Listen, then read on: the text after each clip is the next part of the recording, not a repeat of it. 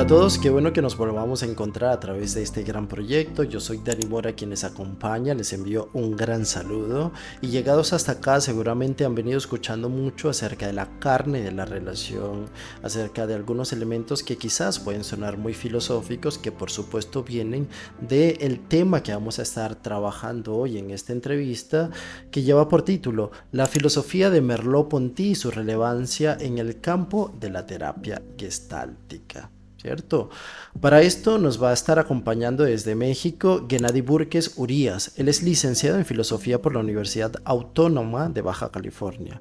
Es maestro de Psicoterapia Humanista en la Universidad Nexum de México. Es conferencista e investigador desde el año 2008 en temas que van desde la filosofía de la India hasta la fenomenología hermenéutica y la terapia Gestalt de campo. Actualmente imparte la especialidad en fenomenología y filosofía existencial, fundamentos de la terapia Gestalt de campo en el Centro de Psicoterapia Gestaltum, donde también es colaborador en diversos seminarios. Es profesor invitado en la Universidad Humanista de Hidalgo en el doctorado en terapia Gestalt de campo, donde imparte la asignatura Filosofía, Vida y Existencia. Es fundador del proyecto educativo Radio Gestalt, que es un programa de difusión de la filosofía y práctica de la terapia Gestalt. Entonces, como hemos venido escuchando algunos elementos muy asociados a la fenomenología de Merleau-Ponty, empecemos a develar de qué se trata esto. Por lo cual, empecemos a reflexionar, a debatir juntos y como siempre, disfruten de esta entrevista. Gennady Burques, qué bueno tenerte por acá. Para mí es importante este tema porque en algún momento ya lo vimos en un video anterior y creo que el tema de la fenomenología no deja de ser algo transversal en todo este modelo, ¿cierto? Entonces, justamente hoy nos reunimos para hablar un poco más de la fenomenología, en este caso de Merleau-Ponty. ¿Cómo Muy, estás? muy bien, Dani, muy contento de estar aquí contigo, con ustedes y muy agradecido también y felicidades por este proyecto. Bueno, bienvenido. Ahora, hablando justamente de este proyecto de la fenomenología, quiero comenzar con esa pregunta que quizás nos pueda servir un poquito, y es, ¿por qué es tan complejo este tema de la fenomenología?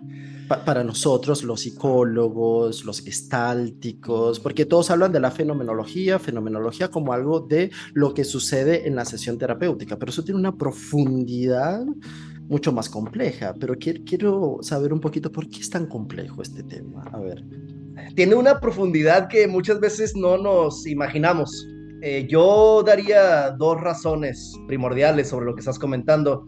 En primer lugar, porque el método fenomenológico exige que estudiemos a los grandes fenomenólogos. Mm. En primer lugar a Husserl, después quizás pasar por Heidegger, o seguramente por Heidegger, posteriormente por Gadamer. Yo insistiría en que Gadamer es importante también para la terapia gestáltica.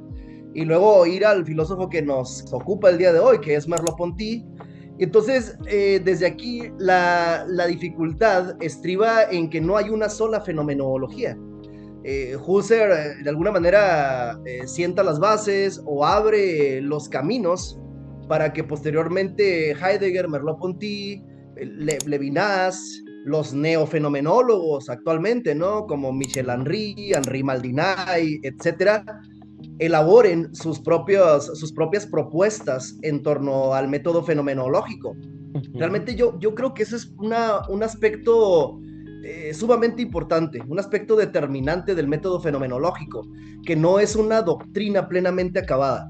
Nunca la fenomenología ha pretendido ser un cuerpo doctrinario o un cuerpo ideológico, sino que siempre se ha concebido como un camino que hay que caminar, ¿no? Como un camino que hay que abrir.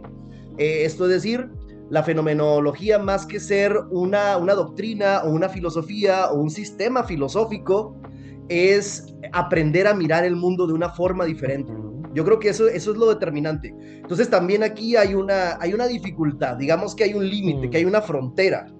Y esta frontera consiste en que estamos muy acostumbrados a una cierta manera de ver el mundo, a una manera de concebir, de entender, de aproximarnos, de acercarnos, de abrazar los fenómenos, a la cual Husserl, por ejemplo, le denominó actitud natural, Ujú. que es esta la que estamos acostumbrados, que tiene mucho que ver, por ejemplo, con el realismo ingenuo. ¿no? A mí me gusta hablar del realismo ingenuo, me gusta hablar del paradigma de la mecánica clásica o el paradigma mecanicista, en contraste con este paradigma de campo propio de la terapia Gestalt, pero básicamente estamos muy acostumbrados a esta actitud natural, es el medio en el cual nos movemos, es nuestra manera de ver la que nos da o la que nos ofrece nuestra cultura, nuestra educación, digamos que estamos pegados a esta forma de ver, entonces entender, comprender, hacer fenomenología exige una reforma del entendimiento. Ujú. Yo lo digo así, ¿no? Una reforma del entendimiento. Y en ese sentido, entonces, implicaría que yo adquiero un conjunto de categorías, de conceptos que me van a ayudar a iluminar una zona nueva del Ujú. mundo, ¿no? Por ejemplo, todo esto que habla Merleau-Ponty, nada más por citar un caso, acerca del quiasmo, del entre, lo relacional del organismo y el entorno. Todo Ujú. esto son aspectos del mundo que desde la actitud natural se nos están escapando Ujú. constantemente, porque en la actitud Ujú. natural yo veo el mundo y entiendo el mundo como un conjunto de objetos, un conjunto de cosas que están ahí puestos y sobre las que yo no tengo mayor injerencia, sobre las que yo no tengo mayor influencia y que por supuesto tampoco me afectan a mí. Tengo Mm. una relación de mera contigüidad con todos esos objetos. Esto es solamente un aspecto, porque la actitud natural tiene muchísimas reverberaciones y consecuencias, pero yo diría estos tres puntos y sobre todo subrayar el último, que es necesario adquirir un conjunto nuevo de categorías que Ujú. nos ayuden a ver el mundo de una manera diferente. Y entonces, viendo el mundo de una manera diferente, el mundo también me aparece distinto. Oh, esto es clave en la fenomenología. El Ujú. mundo me aparece diferente. Yo puedo captar, puedo percibir, puedo percatarme de, de aspectos del mundo, en el caso de la terapia, quizás aspectos de la narrativa, de las vivencias de la otra persona, de las experiencias de la otra persona, que desde Ujú. la actitud natural simplemente se dejan de lado o no se aprehenden, no Ujú. se captan, ¿no? Para mí, vuelvo al punto, esto es lo más esencial, la reforma del entendimiento y comprender también que la fenomenología no es algo que se pueda aprender de una vez por todas. Mm. La filosofía es un camino. El mismo Heidegger escribió un epígrafe, obviamente al principio de su obra completa, que dice, camino, no obra. ¿No? Camino, no obra. Es determinante esto, porque habla de un método fenomenológico que es más un movimiento, es un desplazamiento de la mirada, es un Mm. cambio en la mirada que no tanto lo que estamos acostumbrados a hacer. ¿Y qué es esto? Imponerle a la realidad, imponerle al mundo, imponer a los otros esquemas ideológicos o esquemas conceptuales previamente fabricados o previamente adquiridos. Y entonces Ujú. lo único que hacemos es que esos fenómenos, esos eventos o demás, solamente se correspondan y adquieran la forma Ujú. de nuestra estructura conceptual, lo cual es una trampa enorme. Gennady, Es y ahora que hablas de eso, y lo has venido repitiendo tantas veces, te pregunto, ¿a qué invita la fenomenología? Porque vos decís que a tener una mirada distinta, entonces, ¿a mirar qué? Yo sé que quizás cada autor va a hacer énfasis en algo, posiblemente, pero en líneas muy generales, como para una especie de introducción. ¿A qué invita a mirar la fenomenología? invita a ver las fuentes de nuestra experiencia. Ujú. Esto muy desde el punto de vista de Merleau-Ponty. Es una pregunta muy interesante porque cada fenomenólogo podría dar, o cada uno de los de los grandes fenomenólogos podría dar una respuesta diferente. Por Ujú. ejemplo, Heidegger pudiera decirnos que la fenomenología es el método gracias al cual el ser del ente se nos va a revelar, ¿no? O se nos va a develar. Por ejemplo, eso diría Heidegger, ¿no? En muy pocas palabras.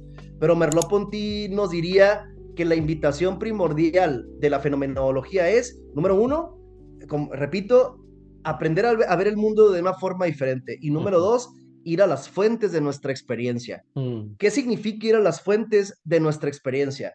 Significa que normalmente en la vida cotidiana nuestra experiencia está como matizada y además configurada por costumbres cognitivas, ¿no? Tenemos costumbres cognitivas, tenemos hábitos cognitivos, un conjunto de creencias, presupuestos, supuestos, prejuicios, hábitos motrices, hábitos incluso emocionales, etcétera, que hacen que el mundo y los entes, los objetos, las personas aparezcan con una cierta cara, con un cierto rostro. Si yo logro despejar, aunque sea por un momento, este conjunto de hábitos que opacan al mundo, entonces el ente se me aparece en un brillo muy específico, al cual Merleau-Ponty denominaba el estado de nacimiento del mundo. El estado de nacimiento del mundo, que es una expresión que a mí me fascina, además es poéticamente potente, ¿no?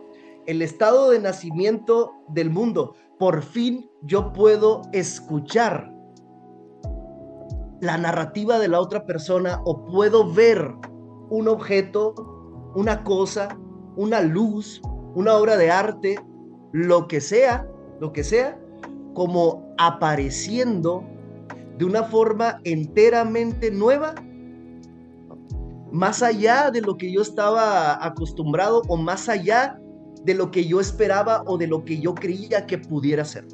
Esto que estoy diciendo es también importante porque ya de entrada nos habla de que la fenomenología es un método para acceder a una otredad que no depende de mi intencionalidad reflexiva, o sea, que no depende de mis hábitos cognitivos, no depende de mis creencias, no depende de lo que yo quiera, ¿no?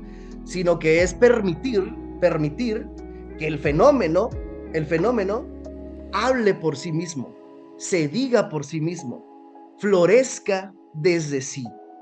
Si nosotros revisamos el parágrafo 7 de Ser y Tiempo, la obra magna de Heidegger, él va a explicar esto último que estoy mencionando. Fenomenología es un decir al ente o al fenómeno como aparece, pero desde sí mismo, sin mi intervención, sin mi intervención. No sé cómo vas escuchando esto hasta aquí. No, maravilloso. Porque de alguna manera es dejarnos transformar por eso que va apareciendo, ¿no? Y más que buscar algo preestablecido, es dejar que la situación deje nacer entre nosotros algo. Exacto. Bueno, entre tantas cosas, pero a ver, Gennady, de forma muy general, ¿sí? Para quienes no han escuchado acerca de Merleau-Ponty, quién es Merleau-Ponty y qué es la fenomenología para él, por ahora de forma introductoria, ¿no? Para que tengamos unos atisbos básicos y ya después desplegamos mucho más. ¿Quién es Maurice Merleau-Ponty? Bueno, sin ánimos de hacer una biografía, como tú mencionaste, es un filósofo del siglo XX, fenomenólogo, nace en 1908 y muere joven en 1961. Es uno de los filósofos más importantes, franceses más importantes del siglo XX, junto con Jean-Paul Sartre o junto con Albert Camus, o Camus, no sé cómo se pronuncia.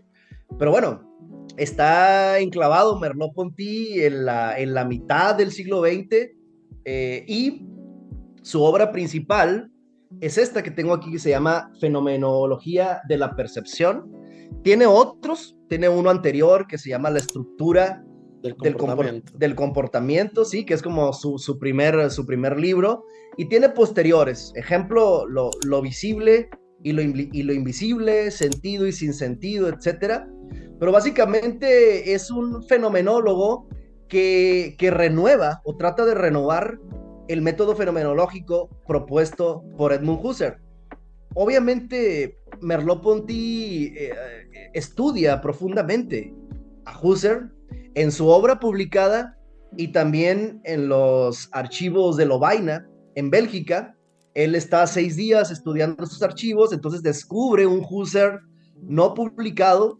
Eso por un lado, tiene una influencia husserliana y por otro lado también tiene una muy fuerte influencia de la psicología de la Gestalt, ¿no?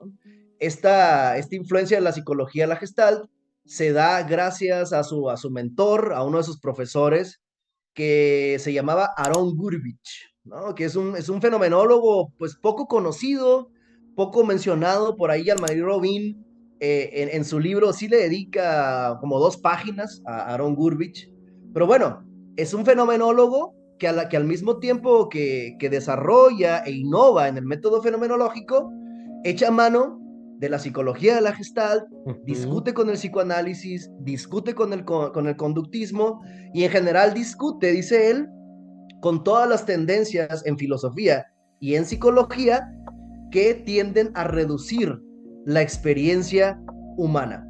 Aquí pudiéramos decir muchas cosas, ¿no? Por ejemplo, a mí me encanta decir también que Merleau-Ponty fue amigo de Sartre en algún momento. Hicieron juntos una revista muy importante que se llamaba Los Tiempos Modernos, cuyo primer número salió en 1945. Y bueno, fueron amigos, estuvieron en una relación muy estrecha, se conocieron desde la universidad, algo así. Por supuesto, también un punto interesante es que Merleau-Ponty debate con Sartre, ¿no? No es una relación de mera confluencia o de mera camaradería, sino que también debate con las posturas filosóficas de Sartre e inaugura también sus propios puntos de vista, ¿no? Ujú. ¿Dónde pone el acento Merleau-Ponty? ¿En qué sentido? O sea, de todo esto, con lo cual discute y demás, él crea una fenomenología. ¿Y dónde pone el acento de su fenomenología? ¿A dónde nos invita a mirar? Ok, creo que pone el acento desde 1933, que se encuentra con Aaron Gurvich.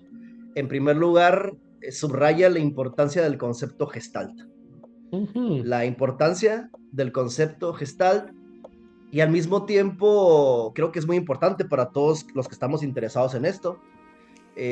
Merleau-Ponty habla del concepto de Gestalt como algo, como algo que no es meramente psíquico, pero que tampoco es puramente material, sino que ya desde ese tiempo está hablando de que lo gestáltico es un entre, es un entre, es algo difuso que se crea o que se origina, que emerge en el encuentro entre el cuerpo y el entorno.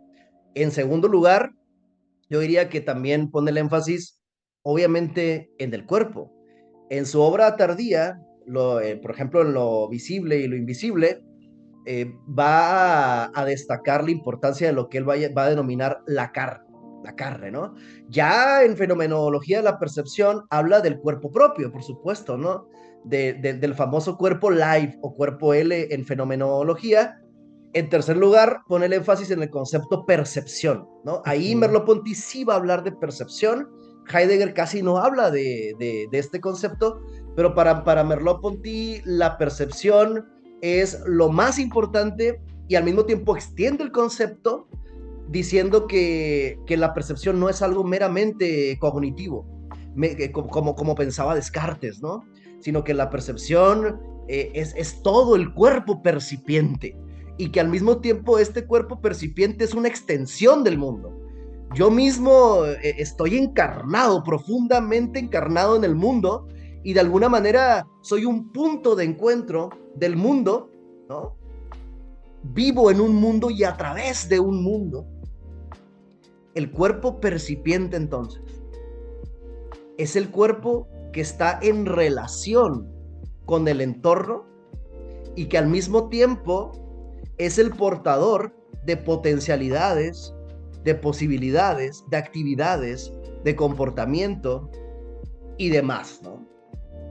Yo subrayaría esos conceptos por lo pronto, aunque pudiéramos también hablar de uno mayor, que es su propio concepto de fenomenología, ¿no? Que como te dije al principio, él considera en primer lugar que es una manera nueva de ver, ¿no? Otra manera de ver, y en segundo lugar es ir a las fuentes vivas de nuestra experiencia. Esto yo siempre lo destaco porque yo creo que se nos olvida como gestaltistas la definición que ofrece el PHG de lo que es la terapia gestalt, o en qué consiste la terapia gestalt.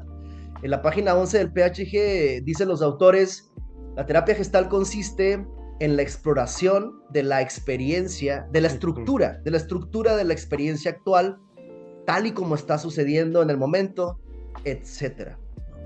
Creo que luego nos perdemos esta definición cuando tiene un fondo enorme, tiene un fondo muy poderoso, y lo que ofrece la fenomenología de Merleau-Ponty, yo diría que también la de Heidegger, es la posibilidad de una exploración libre, en diálogo, de la propia experiencia, ¿no? O de nuestra experiencia, si queremos hablar relacionalmente, ¿no? Entonces, el concepto de fenomenología de Merleau-Ponty pasa por esto, pasa por recuperar las fuentes vivas de nuestra experiencia, pero también pasa por una revisión de la fenomenología husserliana. Por ejemplo, Merleau-Ponty dice que la famosa reducción o las reducciones de Husserl, la primera que es la epogé, la segunda que es la reducción eidética, sobre todo esas en este momento, no son posibles como Husserl pretendía o como Husserl quería. No es posible una neutralidad de la conciencia, ¿no? Sino que solamente podemos aproximarnos a las fuentes vivas de nuestra experiencia, pero que en realidad siempre somos portadores de mundo. O sea, yo no puedo deshacerme de mis prejuicios, yo no puedo deshacerme de mis sesgos, sino que lo que puedo hacer es llevarlos a nivel de la conciencia y saber que tengo esos prejuicios, saber que tengo un sesgo, ¿no? Y por ejemplo, creo que como terapeutas, saber que tengo estos sesgos, saber que tengo mis perspectivas, que tengo mis preconceptos, nos sirve mucho para una cierta, si me permites la palabra, una cierta humildad también. Y al mismo tiempo una confianza para tener la apertura y escuchar al otro a sabiendas de que yo no lo puedo determinar completamente, de que por más que yo haya estudiado licenciatura, maestría, doctorado, postdoctorado, postdoctorado, etcétera, yo no lo puedo conocer completamente. Siempre se me va a escapar, ¿no? Saber que yo tengo mis prejuicios y tengo mis sesgos es respetar al otro también, es darle su lugar. Mira que yo hacía esa pregunta cuando hablábamos de Husserl en la entrevista anterior, esto de poner entre paréntesis la epogé, que para mí es algo sumamente complejo y difícil porque se dice fácil en palabras, pero ya por ahí lo nombrabas. Esto es posible, poner entre paréntesis. Es como que sacar o dividirme en la experiencia misma. ¿Para qué y cómo se hace eso? Mira, yo te pudiera responder desde el punto de vista de Heidegger, desde Merleau-Ponty, desde Husserl. Yo te digo que desde Merleau-Ponty, desde Heidegger, esta neutralidad de la conciencia, esta abstención o esta desconexión que proponía Husserl y a la cual le llamaba epogé o epoché, no es posible. Insisto, por las ideas heideggerianas y merleau-pontianas de que somos seres en el mundo y no nos podemos deshacer de nuestro mundo. Estamos en una relación profunda, inevitable, intrínseca, en una comunión perpetua con el mundo desde que estamos en el vientre de nuestra madre, diría Enrique Dussel, ¿no? Somos comunidad desde que estamos en el vientre de nuestra madre. Sin embargo, para Husserl sí era posible esto.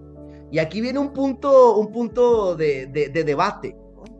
Porque personalmente yo te pudiera responder escuchando lo que yo he practicado, lo que yo he estudiado, y discúlpame que me vaya hacia otras latitudes, lo que yo he estudiado, lo que yo he escuchado y he practicado de budismo zen, de meditación, entre otras prácticas, te pudiera decir que sí, efectivamente, sí hay un ver puro, sí, pero esto no significa que ese ver puro necesariamente se aplique a la terapia, ¿no?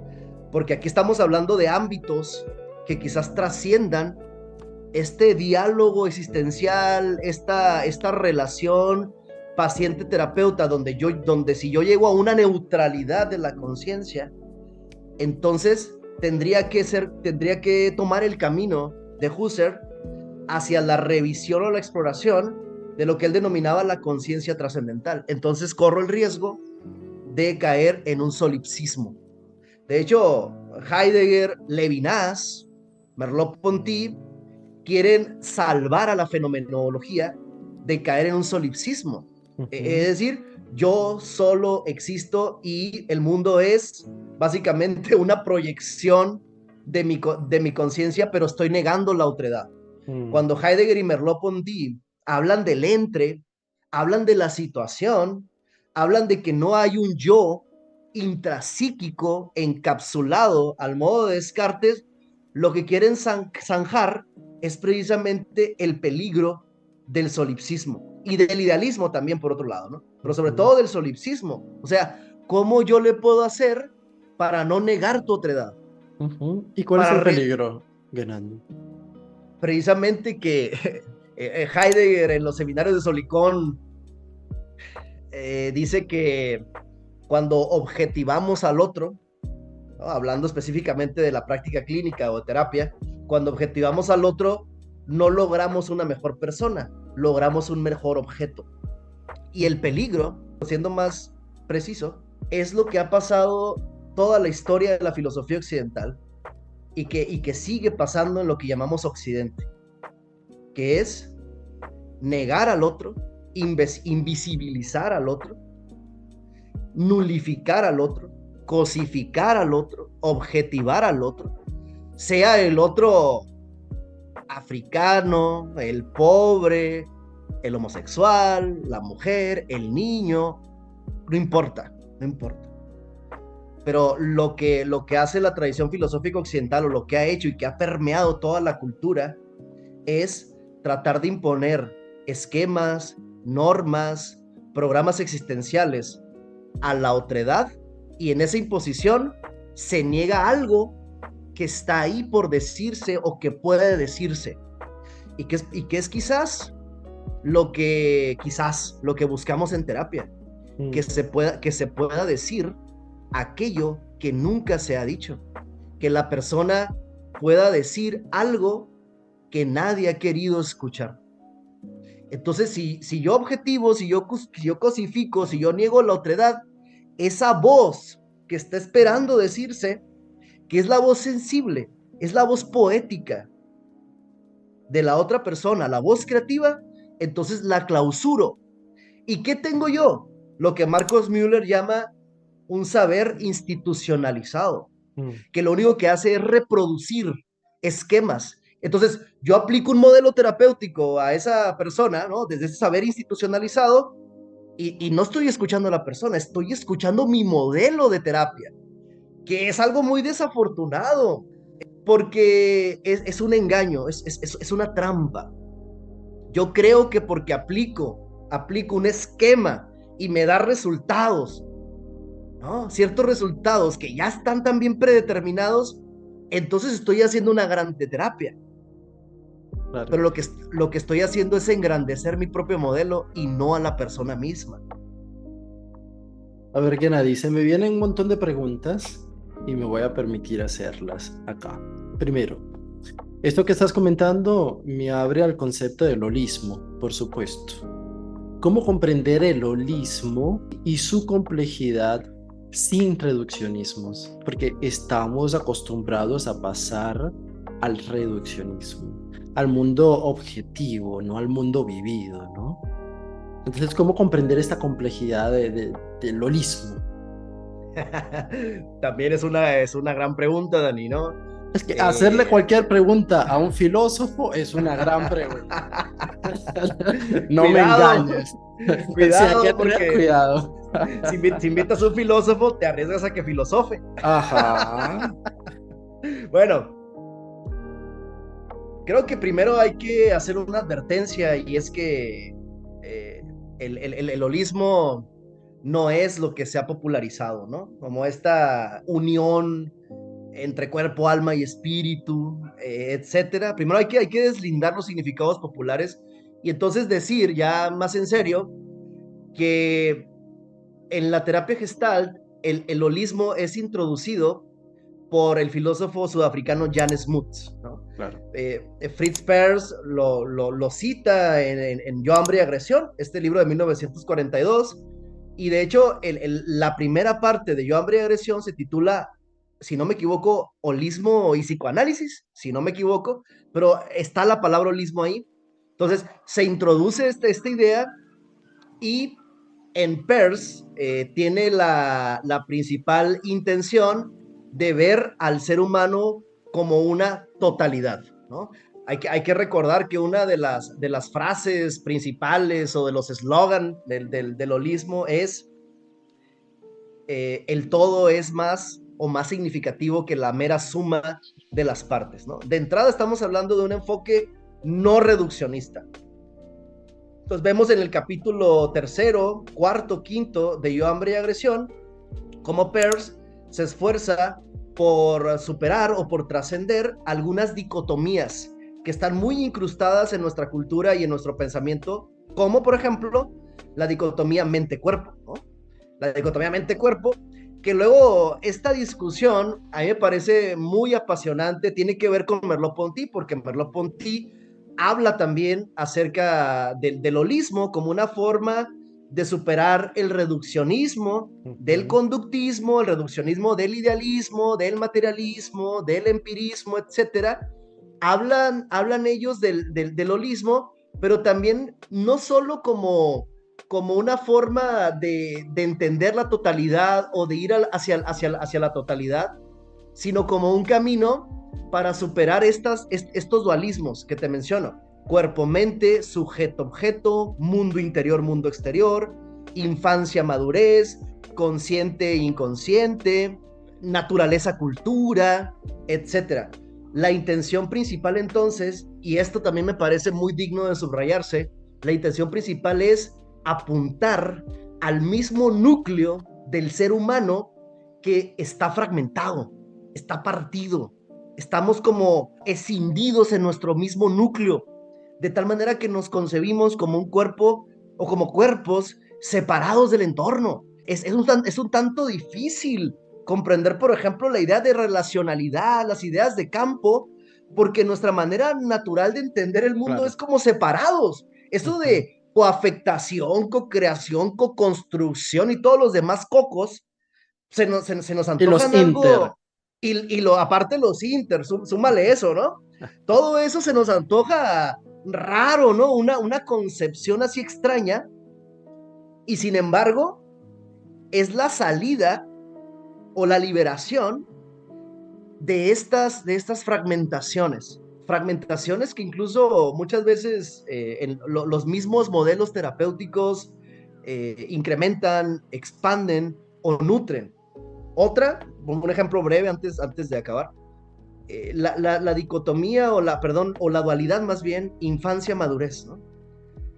Para Merleau-Ponty va a ser muy importante recuperar la percepción que teníamos cuando éramos niños. Esas experiencias originarias, esas experiencias prístinas, primordiales del mundo, donde todavía no existía la división sujeto-objeto, donde todavía yo no me sentía una isla, sino que para Merleau-Ponty hay un estrato de la experiencia que está en este momento, un estrato de la experiencia que es pre-reflexivo, antes de que yo lo piense, antes de que yo lo conceptualice o le ponga palabra. En su obra tardía, Merleau-Ponty le va a llamar a este ámbito, a esta zona, el ser salvaje, ¿no? Es una expresión hermosísima, el ser salvaje. O sea, ahí donde yo todavía no he puesto el pie, donde yo todavía no he tenido determinación, donde yo no tengo juicio, y que sin embargo es la misma corriente de la vida que se quiere decir, que se quiere expresar. Eso, nada más por mencionarte algunos ejemplos, y recordado también que en el PHG, Paul Goodman, capítulo quinto, habla de recuperar los poderes perdidos de la infancia, ¿no? Esto va a ser algo que se repita en el PHG desde el principio, incluso cuando los autores hablen de que la Gestalt es el enfoque natural, ¿no? De que es el enfoque natural y que el ser humano está dividido, pero que el enfoque unitivo o unitario no está destruido, no está destruido, sino que está, digamos, a la espera de que volteemos a ver o de que cambiemos nuestra mirada para poder atisbar esa unidad primordial con todo lo que implica y con todas las consecuencias que lleva. Y una vez siendo adultos, ¿sí? Contaminados ya por todos estos dualismos, lo reflexivo, lo cognitivo, etcétera, ¿cómo volvemos a la percepción infantil? Es otra gran pregunta. Y no pretendo que la respondas del todo, porque justamente es dejar acá el deseo de seguir incursionando en esto. Yo diría en primer lugar que es importante parar, parar, ¿Qué? detenernos, ¿De tener parar. qué? ¿Parar qué? Ahí voy. Le estoy dando la pausa Sí, sí, dramática a la claro, situación. claro, claro. No puede faltar. No puede fallar. Yo lo pudiera decir extensamente, pero lo voy a decir ahorita en chiquito. Primero, parar la descripción tan arraigada que tenemos del mundo, de las cosas, de nosotros mismos. Detener, detener ese flujo mecánico de interpretación, de enjuiciamiento, de descripción constante acerca del mundo, por lo menos dudar acerca de él, por lo menos empezar a dudar, por lo menos realizar un acto mínimo de desapego con respecto a esa descripción. Lo que Ujú. pasa es que la descripción que tenemos del mundo nos ha sido mostrada o enseñada desde prácticamente desde que hemos nacido. Vivimos dentro de ella. Es Ujú. nuestro mundo significativo, pero al mismo tiempo esa descripción se va volviendo fija, se va cristalizando, se va solidificando y entonces tenemos en un momento lo que en Gestalt llamamos la experiencia neurótica, que es una fijación. Es una fijación. Mi conciencia, mi percepción, mi cuerpo están fijados en un tubo de realidad, en un tubo de realidad, y yo considero que es la realidad real, es lo peor. Yo creo Ujú. que esa es la realidad real, dada por mi descripción, ¿no? Y esa descripción me va a dar ciertos intereses, me va a llevar a poner el énfasis perceptual en ciertas cosas, en ciertos eventos, en ciertos detalles, y a destacar, por supuesto, matices, Ujú. texturas, eventos del mundo, ¿no? Pero nunca me la cuestiono, nunca me detengo, y es uno de los grandes aportes de la filosofía, que desde Sócrates, cuando Sócrates empieza su labor filosófica, lo primero que hace es parar, detenerse. Cuando Sócrates, su amigo Querefón, le dice que ha ido al oráculo de Delfos y que le preguntó al oráculo quién es el hombre más sabio de Grecia, y el oráculo le responde, Sócrates, curiosamente, Sócrates no cree lo que dice el oráculo, aunque venga del dios. No lo asume, no lo acepta. Empieza una labor cetética, es decir, una labor de investigación, de búsqueda, de Ujú. cuestionamiento, de interrogación. Lo que hace Sócrates es detener el impulso a aceptar el mundo tal como se me está presentando y tal como lo asumo en este momento. Entonces, así a nivel cognitivo sería lo primero. Ahora, bueno, no, termina, porque No, justamente no, ahí me vas a contestar. Sí, te pregunto. sí, Sí, porque cuando me lo decís así, se me viene todo el mundo de lo cognitivo. Cuando me lo planteas en términos de duda, me viene todo frente a lo mental, ¿vale? sí. Y justamente quiero volver a la filosofía de Merleau-Ponty, que habla del cuerpo como carne. De hecho, en una de sus frases, parafraseando un poco, es que los seres humanos no estamos en el mundo, somos encarnación del mundo. El mundo es una extensión de mi cuerpo y mi cuerpo es una extensión del mundo. ¿Mm? Entonces, ¿cómo paso a este tema de la percepción desde el cuerpo? Porque justamente en todas las entrevistas, sobre todo con los europeos, vienen hablando de Merleau-Ponty, su filosofía y de cómo poner el cuerpo, de la encarnación, ¿no? ¿A qué se refiere con esto, no? Para salir un poco de la lógica, de lo mental. Sí. Pues se refiere a muchas cosas, pero en primer lugar, a superar la división que establece Descartes o René Descartes entre una res cogitans y una res extensa, ¿no? Este otro dualismo. De hecho, Merleau-Ponty que aquí se inscribe en una tradición más o menos subterránea en filosofía, que yo pudiera rastrear hasta Spinoza, pasa por Nietzsche y luego ya los fenomenólogos del siglo XX, pero que es recuperar el cuerpo como instrumento de conocimiento, como instrumento de saber. Esto es decir, no solo conocemos la realidad a nivel conceptual, intelectual, de palabra, de juicio, esto es muy importante, sino que hay un conocimiento que se da en el cuerpo, atraviesa el cuerpo, impacta el cuerpo, y al cual, por ejemplo, Franceschetti le llama la experiencia estética, ¿no? La experiencia estética, así le dice él, que le llama así, recuperando la idea de Baumgarten del conocimiento sensitivo, ¿no? O estético también, ¿no?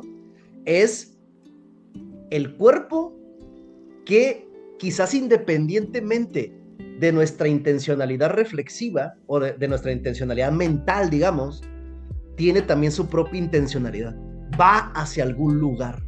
Pero más que eso, el cuerpo es el que configura nuestra relación con el mundo.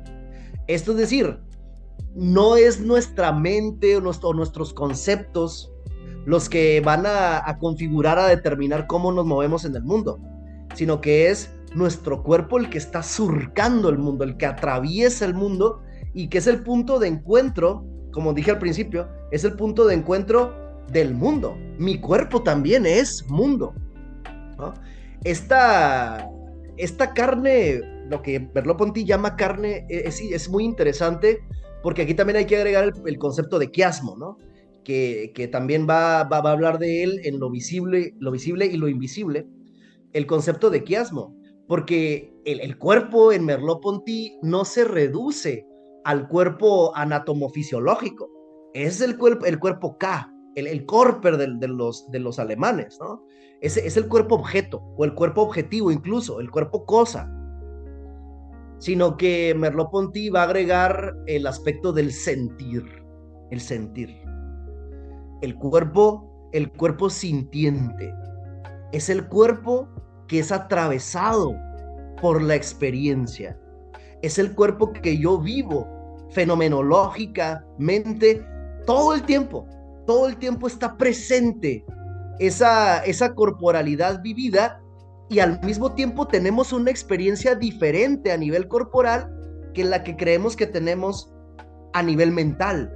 Yo puedo aquí decir algo sobre una persona, enjuiciar, hacer una elaboración conceptual de una persona, pero mi cuerpo va a responder de otra manera hacia otra persona. A veces creemos que, no sé, estamos muy enamorados de alguien, pero si escuchamos el cuerpo, si dejamos que el cuerpo hable, quizás podamos descubrir que en realidad sentimos una cierta aversión, ¿no? Acá, en la carne precisamente. Y el concepto de quiasmo entra precisamente en esta doble mirada, ¿no?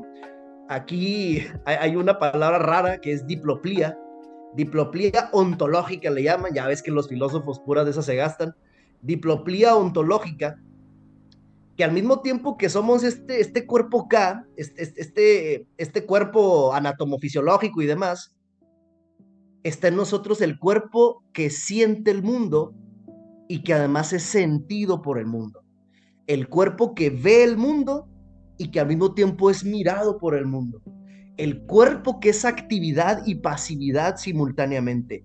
Este cuerpo que manipula los objetos, que se mueve en el mundo, que se orienta en el mundo, pero que al mismo tiempo es transformado por el mundo. Entonces, ¿cómo vas escuchando esto hasta aquí? Súper, súper.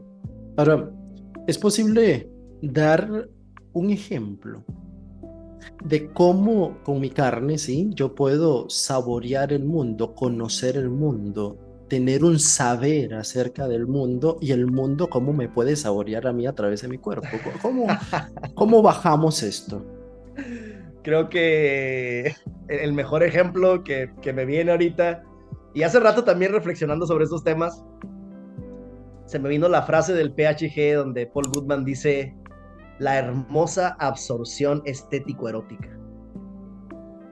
Desde mi punto de vista, existen varios casos paradigmáticos acerca de cómo podemos nosotros experimentar este modo medio, porque es el modo medio del cual habla el PHG, ¿no? Yo manipulo, yo transformo y al mismo tiempo soy transformado, algo cambia, algo muta en mí, me convierto en otro, convirtiendo en otro al mundo. Es una danza bellísima, porque es una danza de transformación, de ir en pos de algo que todavía no soy, pero que es promesa al mismo tiempo, ¿no? La absorción estético-erótica es una. Que te acaba de pasar, lo acabo de ver. Acaba de caerse aquí. Sí. Es la absorción estético-erótica es un ejemplo, quizás es el mejor ejemplo, porque al mismo tiempo que toco, soy tocado. Al mismo tiempo que siento, soy sentido, ¿no? Y esto es muy importante desde mi punto de vista. Hay una doble conciencia en la experiencia erótica. Hay una doble conciencia. Yo estoy intensamente consciente de mi cuerpo, quizás hasta de todas mis células, están presentes ahí, dando de sí, saliendo al mundo, y simultáneamente soy consciente del otro. Algo sucede cuando soy consciente de mí y del otro en este encuentro tan profundo de piel a piel, de ser con ser. Algo nuevo sucede. Por eso decimos que la experiencia erótica real y profunda no puede dejarnos los mismos. No puede dejarnos los mismos. Es profundamente también transformadora. Es un ejemplo. Yo daría otro que es la experiencia estética. La experiencia estética. En el sentido quizás más básico de contemplar una obra de arte, una pintura, una escultura, una obra de teatro, escuchar una música que nos traslada, que nos lleva, ¿no? Ya sabes, que nos conmueve, etcétera. Porque en ese momento, como diría Kant, entran en juego facultades que no dependen de los conceptos. Esto lo dice Kant en la crítica del juicio. No dependen de los conceptos. Yo ya no estoy limitado a la conceptualización, sino que ahora mis sentidos entran en un juego con la obra, entran en una flexibilidad, ¿no? Entran también en una danza, y si en serio me entrego a la obra, tampoco puedo permanecer el mismo. Hay algo de magnético, por ejemplo, en las pinturas de los grandes artistas, si las vemos en vivo, llámese Chagall, Remedios Varo, Monet, Manet, Picasso, quien sea, no importa, hay algo sumamente magnético en esas obras, algo que te absorbe y que al mismo tiempo genera una suspensión del juicio. Genera que toda esta conceptualización, estas determinaciones endurecidas, descansen.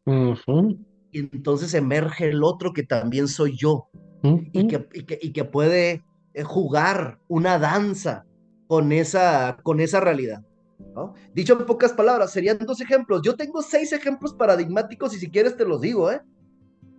Pero a ver, esa suspensión del juicio aparece de forma espontánea, no intencional. Ahí cambia algo de la suspensión del juicio, ¿cierto? Sí. Y qué bueno que lo mencionas.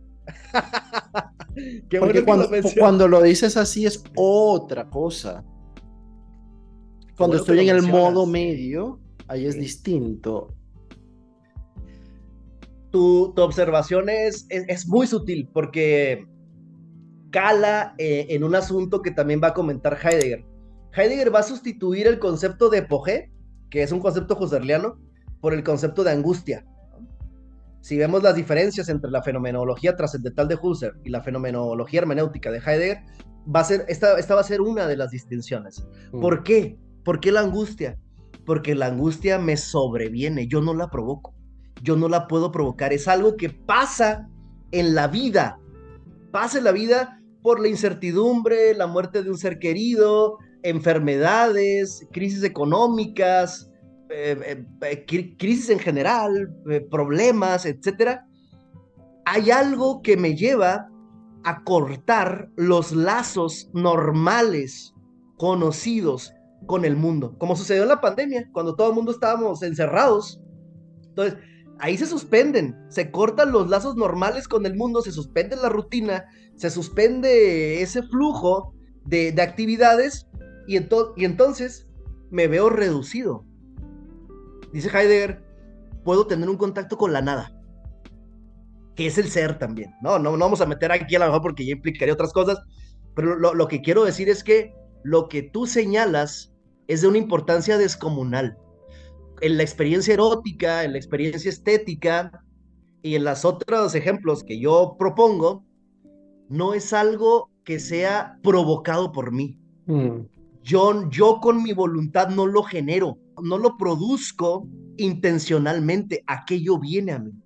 Y es tremendo esto, porque Heidegger en sus libros de 1950, por ejemplo Serenidad, Gelassenheit, va a hablar de que algo viene, algo se aproxima.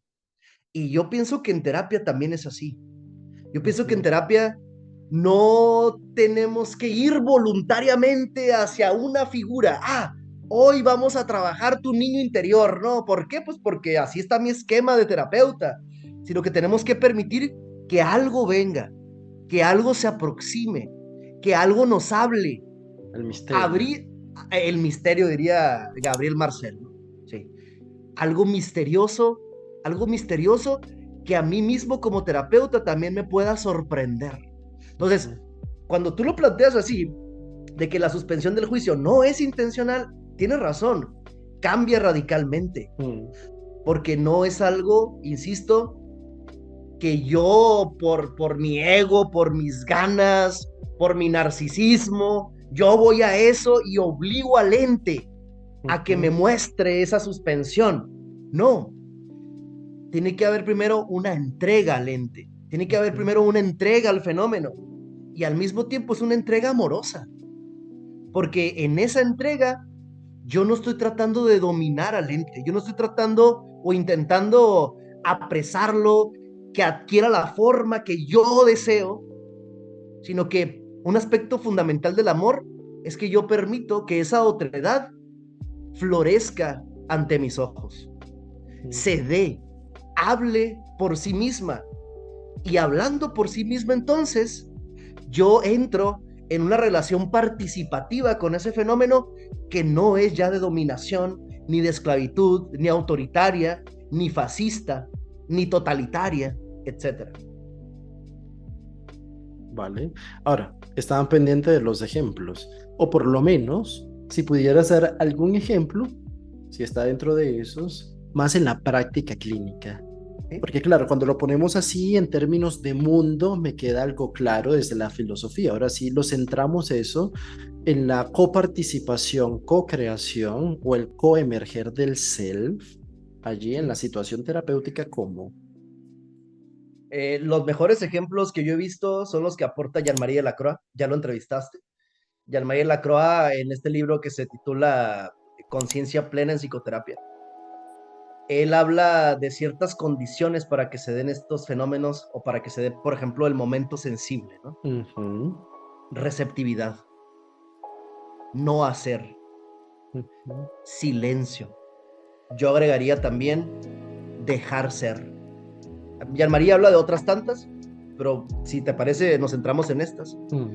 Receptividad implica no solo que yo estoy disponible a escuchar, sino que implica que todo mi cuerpo está o se encuentra relajado y disponible para que la experiencia del otro me atraviese.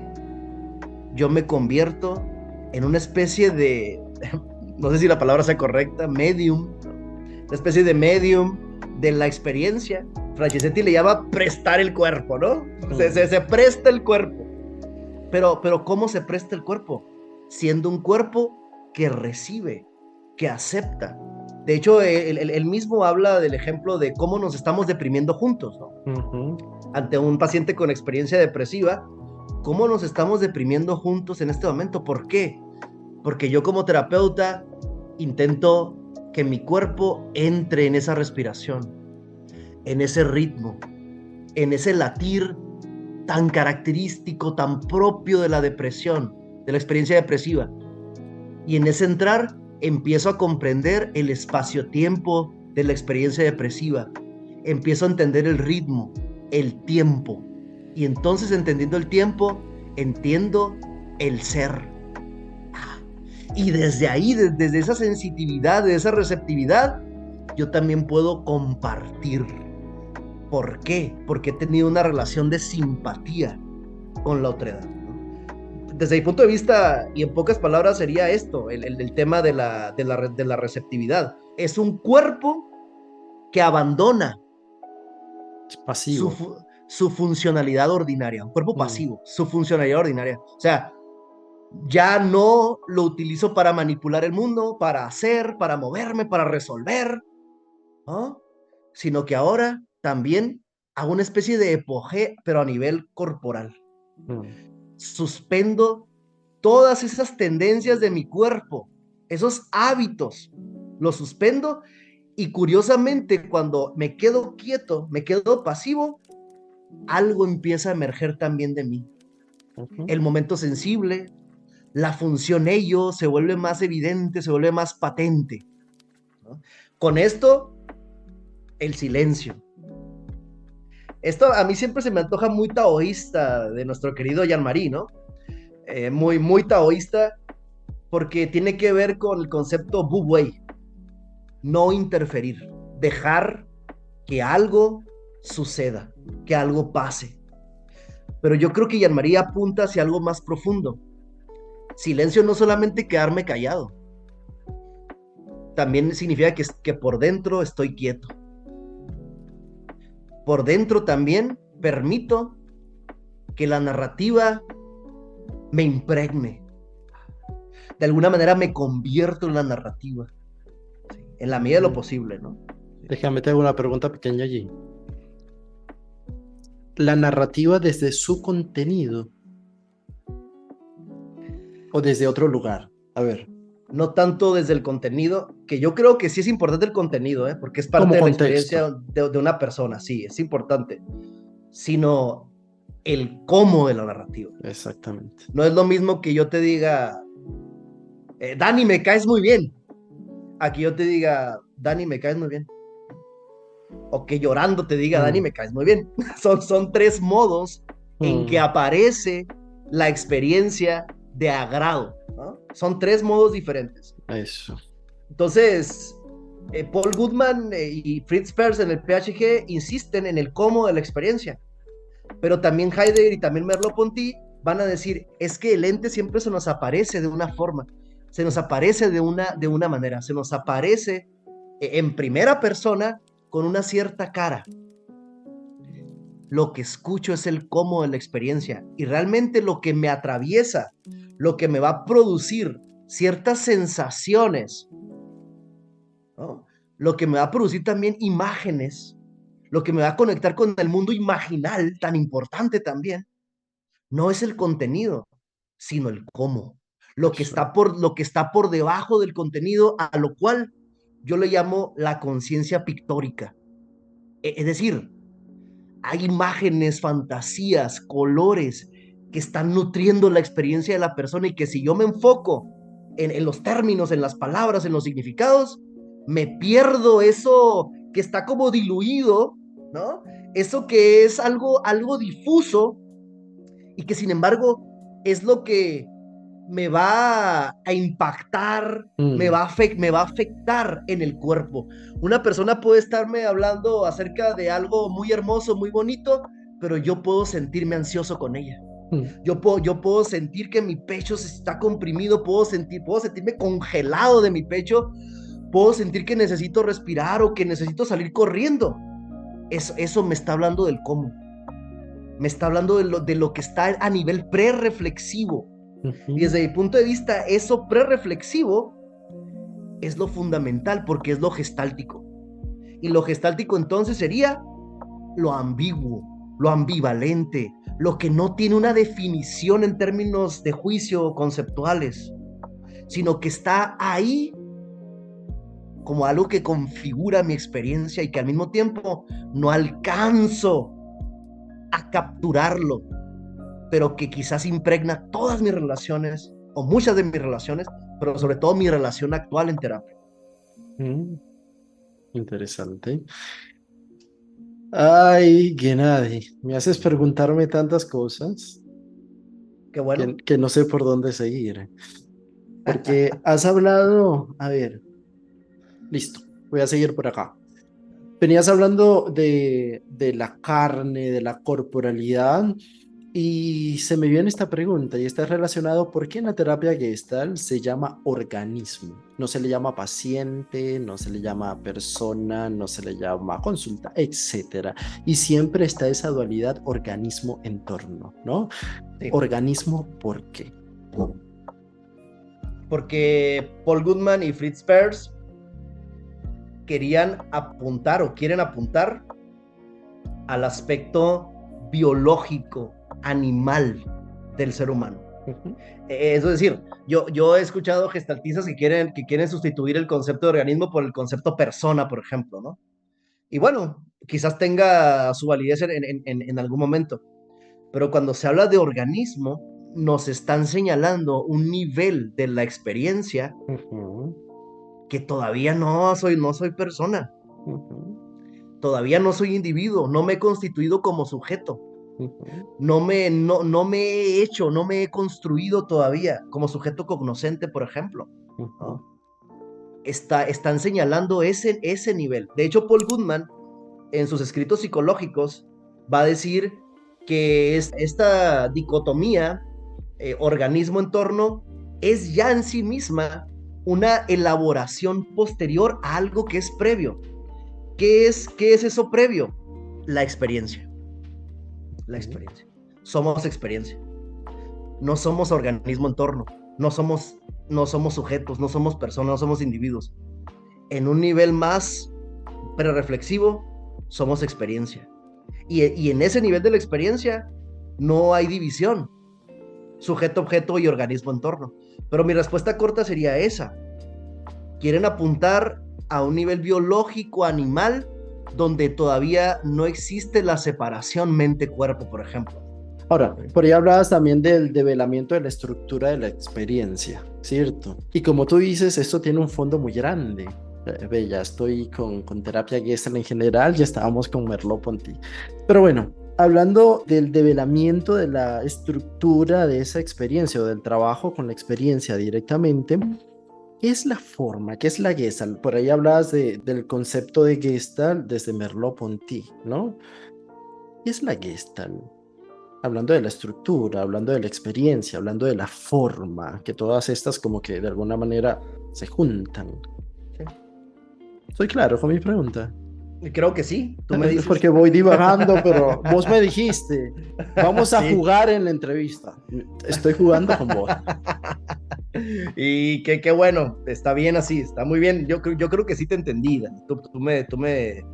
Me dices o Es me que, no, corriges. no, es que siento que no estoy siendo claro, pero igual quiero dejar esta no claridad acá.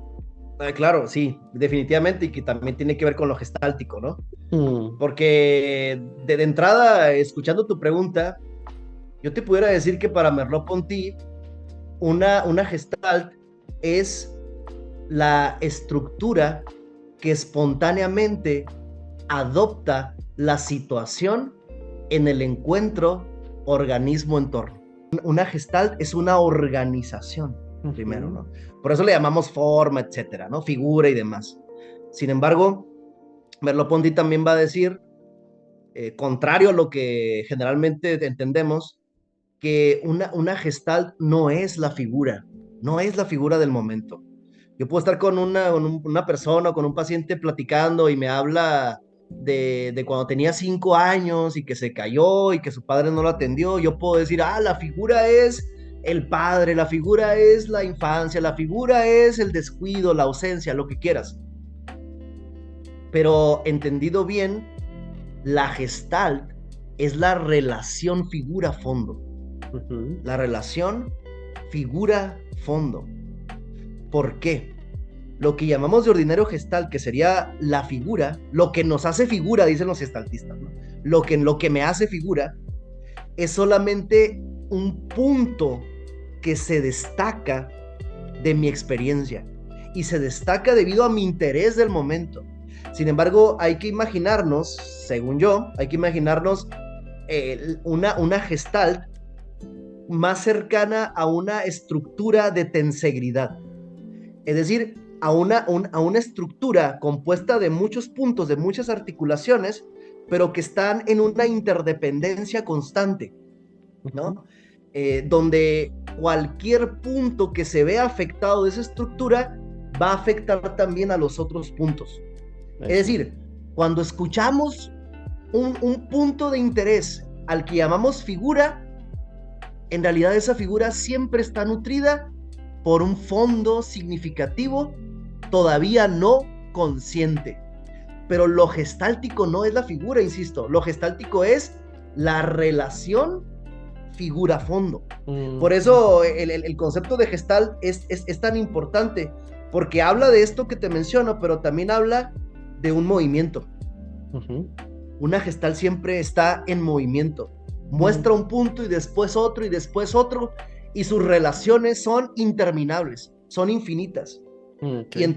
Y en tercer lugar, es por esto que también que una gestalt es un todo misterioso. Es un todo misterioso que está entre lo psíquico y lo material. Okay. Entre lo psíquico y lo material. No es algo que sea psicológico, pero tampoco es algo que pertenezca ya al entorno. Es un entre, ¿no? Pero esto es de gran importancia porque tanto los autores del PHG como Merleau-Ponty le van a dar a este entre, ahí donde se produce el encuentro organismo-entorno, un gran relieve ontológico. O sea, le van a dar el estatuto del ser. Listo. También es algo que está ahí, es algo que existe y es algo que hay que atender, aunque sea difuso, aunque sea invisible, porque es ciertamente lo que va a determinar nuestras posibilidades en la situación y también va a determinar quiénes somos en una situación determinada. Yo he mencionado ya varias veces el concepto de situación, ¿no? Y situación es precisamente algo que se organiza espontáneamente, que no soy yo, tampoco es del entorno, repito, es algo que es un tercero. Jean-Marie Lacroix diría la tercera historia, ¿no? La tercera historia, lo que pasa entre nosotros. Entonces, nosotros podemos escuchar eso tercero. Podemos escuchar eso tercero, porque eso tercero tiene una intencionalidad. Nos está señalando algo, nos está apuntando algo. ¿Sí? Para mí esto es lo más característico de una gestalt. No es algo tan simple como decir figura o decir fondo, ¿no? Sino que es algo mucho más dinámico, mucho más significativo, que siempre depende de un fondo que está nutriendo a la figura del momento. Entonces, desde la teoría de campo, nuestro centro de interés no es la figura, sino la figura fondo. La figura fondo. Y esto también es un enfoque fenomenológico, porque en fenomenología decimos, la fenomenología se trata de ver, de escuchar lo que se muestra para poder ver, escuchar y decir lo que no se muestra. Lo que se muestra es solo el primer signo, es la primera cara de un fenómeno mayor. Entonces no podemos reducir la experiencia de una persona a una figura. Claro. O a un conjunto de figuras, sino que ese fondo que están nutriendo las figuras, para empezar, es inagotable, es infinito, es inacabable, y al mismo tiempo va cambiando conforme la persona también vive. Claro. Voy teniendo la experiencia estética erótica de la que hablaba.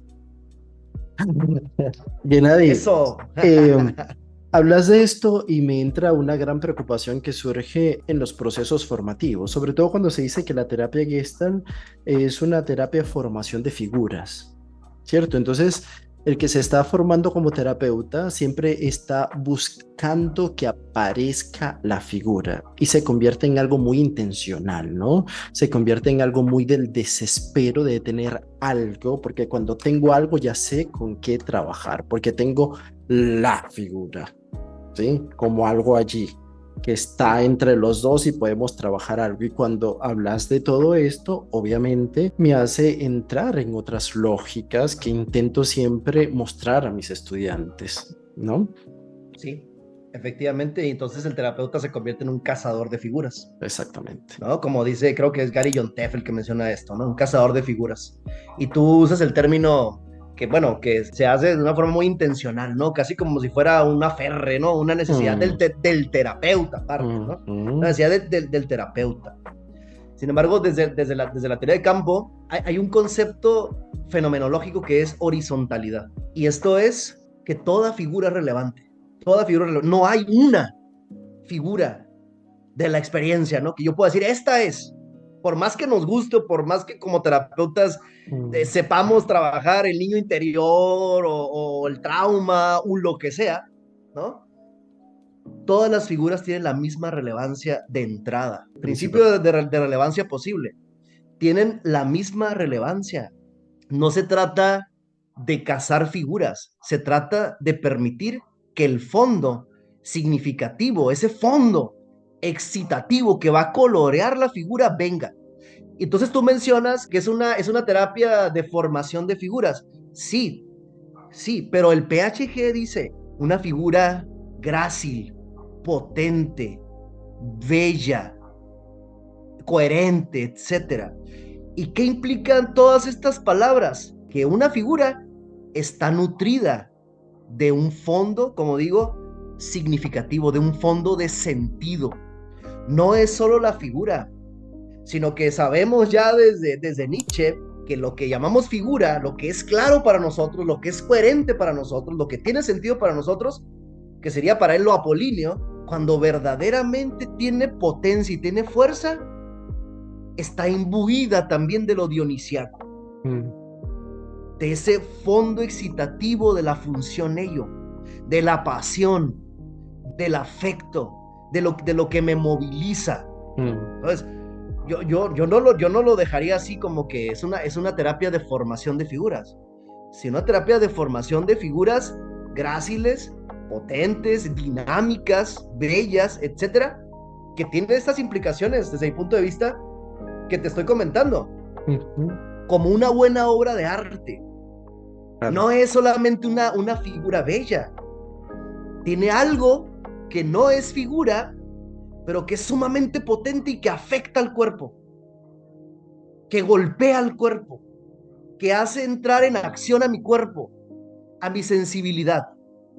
Y eso es lo que va a movilizar a un paciente en terapia. No solo reconocer figuras, que también es importante, sino también dejar que la pasión, el afecto, aquello que no entra en mis determinaciones mentales, ideáticas o conceptuales, nutra la figura. Lo sorpresivo, lo sorpresivo, lo sorpresivo, lo sorpresivo. Aquello que viene a mí y que se dona y que impregna mi existencia. Mm. Porque sin eso entonces mi existencia no tiene mayor significado, no tiene mayor relieve, mayor profundidad. Es lo que le va a dar a mi vida el brillo, el arte, la belleza, el color. Bien, Gennady. Y bueno, ¿cómo se aproxima la filosofía de Merleau-Ponty al campo de la terapia Gestalt? Porque creo que de alguna manera cuando hablas de Merleau-Ponty y todo esto, por supuesto tiene mucha coherencia y por ahí hablabas un poco de las influencias de la psicología de la Gestalt y cómo de alguna manera permeó o inspiró de alguna manera a Merleau-Ponty. Entonces, háblame un poquito de esto, ¿no?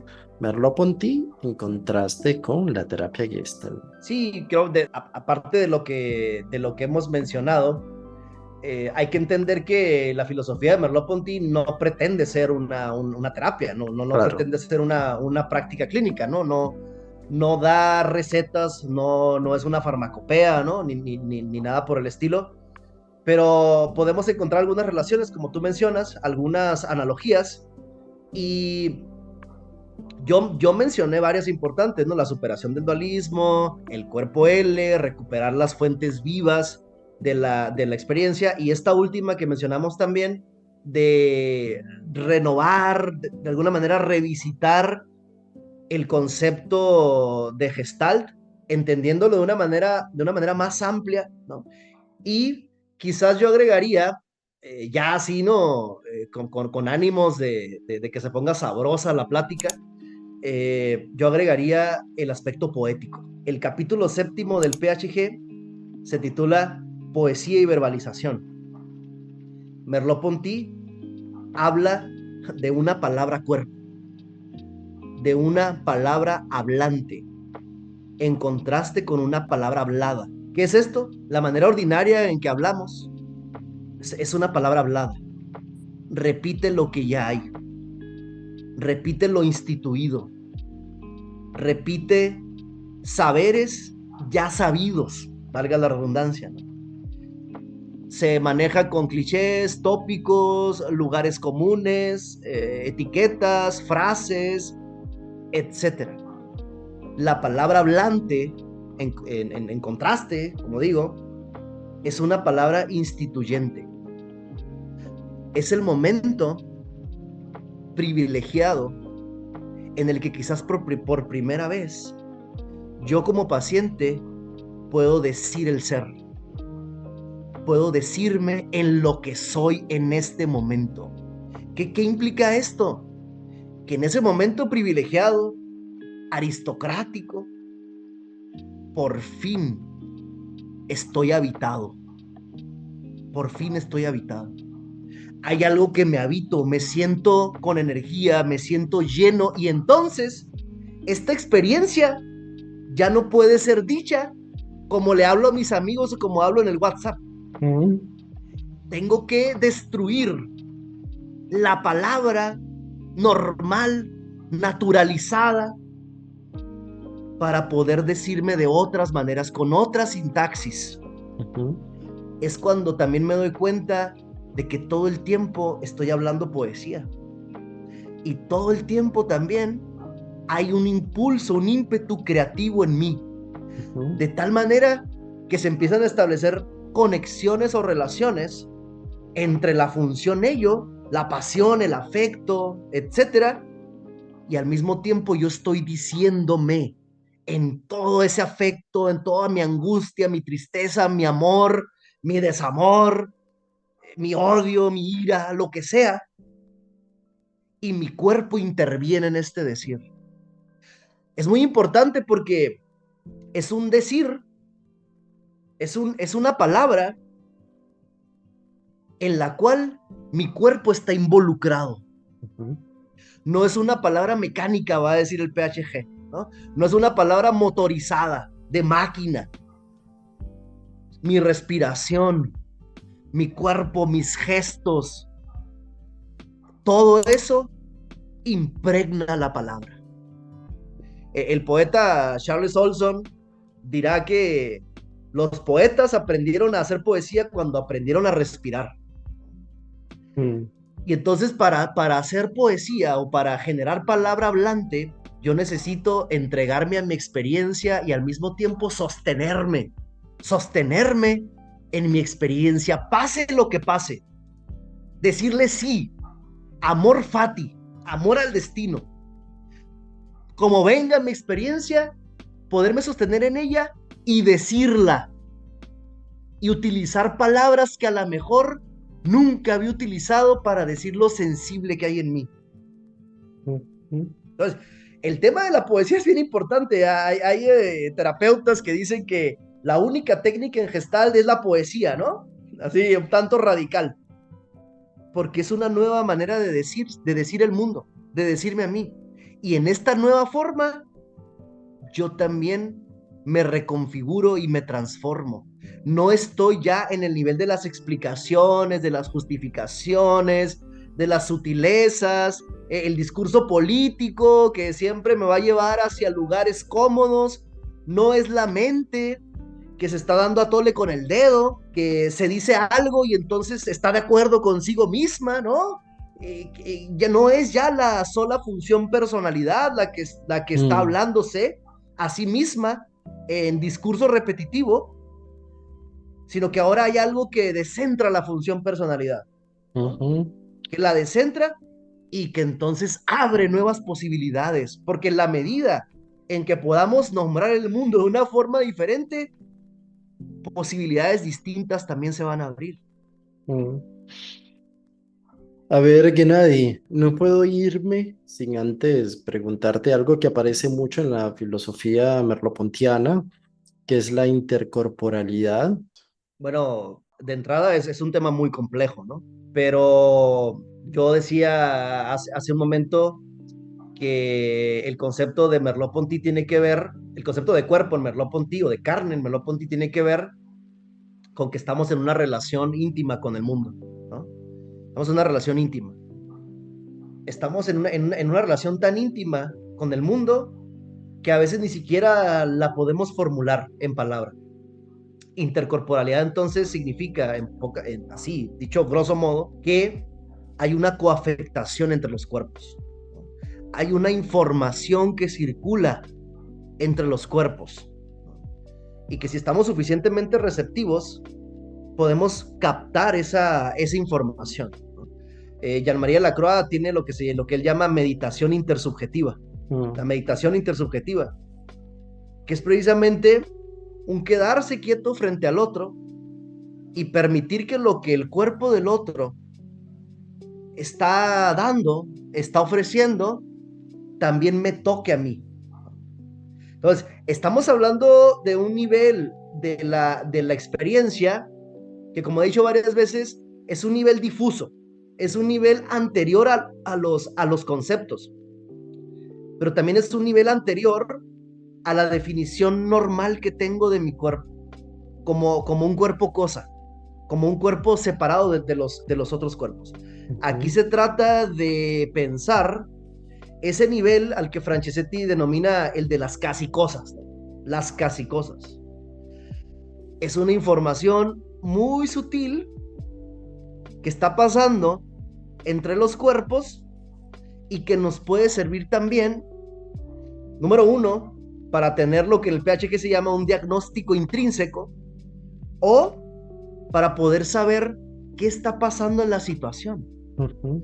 cómo me estoy viviendo contigo, cómo me estoy viviendo aquí ahora, en este momento. Entonces, la intercorporalidad tiene relación con el hecho de que yo soy mi cuerpo, dirá Merleau-Ponty, yo soy mi cuerpo, pero también estoy conectado, estoy ligado con todos los otros cuerpos. No, así me explico con esta explicación así, Sí, esta brevísima, brevísima. muy breve. Gennady, muchas gracias. Yo veo tu pasión al compartir todo esto y me apasiona también. Así que gracias por darme esta posibilidad, ¿no? De apasionarme por esto. Así que te agradezco muchísimo tus palabras tan poéticas, que seguramente también van a impactar a otras personas. Yo te agradezco mucho la invitación, Dani, y agradezco tus comentarios tan inteligentes, ¿no? Tus observaciones tan precisas también que definitivamente nos llevaron a una conversación muy interesante. Yo quedo muy Ujú. contento. Y todo lo que falta por conversar, ¿cierto? Pero qué Y bueno todo que lo que nos todavía falta. quede algo pendiente. Así que, bueno, Gennady, un gran abrazo desde Colombia y en algún momento nos veremos. Seguramente que sí. Cuídate mucho. Un Chao. abrazo, Dani. Bye bye.